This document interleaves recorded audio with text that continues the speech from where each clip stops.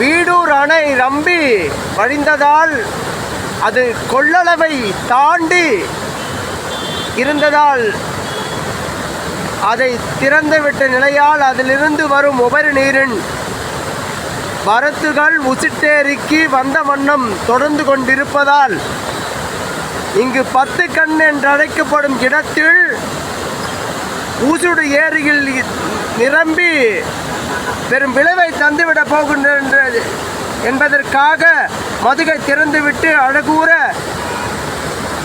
இவை சங்கராபரணி ஆற்று வழியாக கடலுக்கு சென்று கலக்கும் நீரின் வேகத்தை பாருங்கள் என் உறவுகளே. மதுகின் கதவை திறந்து கொண்டிருக்கும் ஊழியர்கள் பொது நலம் கருதி இந்த பணியில் புதுவை அரசாங்கம் முடுக்கிவிடப்பட்டுள்ளது. நீரின் நிலை இன்னும் குறையவில்லை. சற்றே மனித அறிவுகளால் உருவான கழிவுகளும் இங்கே தேங்கி இருக்கின்றது. இவைகள்தான் மனித வாழ்வியல்கள். இயற்கைகள் நினைத்துவிட்டால் ஒரு நிமிடத்தில் தன் போக்கை மாற்றி நாட்டில் பெரும் பாதிப்பை ஏற்படுத்திவிடும். என் உறவுகளே, இயற்கையை நேசிக்க தொடங்குங்கள் இன்று முதலேனும். இதுபோல் இயற்கைகள் நினைத்துவிட்டால் நம் வாழ்வு நிலையின் போக்கை மாற்றி நிலையின் ஆதாரத்தையே அடித்துவிடும். இயற்கையை ஒருபொழுதும் நேசிக்க தொடங்குங்கள் என் உறவுகளே.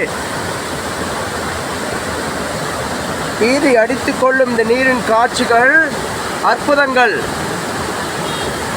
நீங்களும் கண்டு களித்து பிறருக்கும் இதை பகிருங்கள் என் உறவுகளே.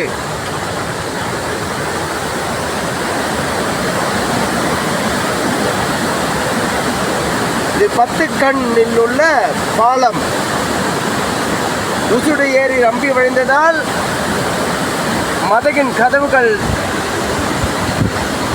அரசாங்க ஊழியர்கள் திறந்து கொண்டிருக்கும் அற்புத காட்சிகள். இவைகள்தான் இயற்கைகள் என் உறவுகளே. இயற்கையை நேசிக்க தொடங்குங்கள்.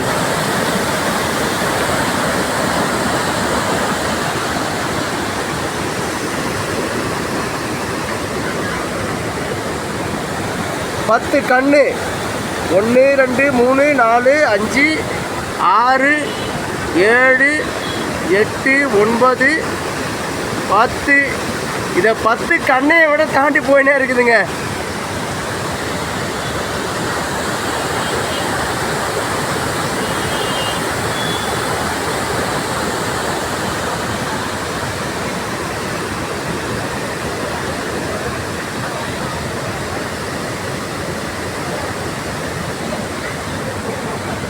நன்றி, வணக்கம். இதை பிறருக்கும் பகிருங்கள்.